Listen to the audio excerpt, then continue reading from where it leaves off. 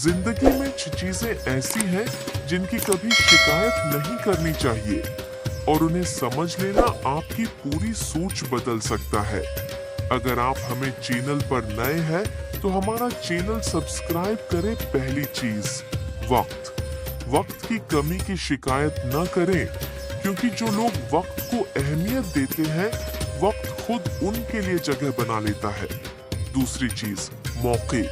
अगर आज मौका नहीं मिला तो कल मिलेगा, बस आप कोशिश करते रहें। तीसरी चीज, रिश्ते।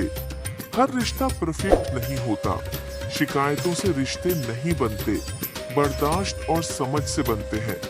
चौथी चीज, हालात कभी एक जैसे नहीं रहते। शिकायतें इंसान को कमजोर करती हैं, मेहनत इंसान को बदल देती है।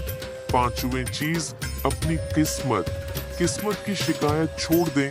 किस्मत वही बदलती है जहां इंसान खुद को बदलने की हिम्मत करे। और छठी चीज, अपने आप को बुरा न कहें। आप वही बनते हैं जो आप अपनी सोच से खुद को बनाते हैं। ये चीजें समझ लें तो जिंदगी आसान भी हो जाती है और कामयाबी करीब भी आ जाती है।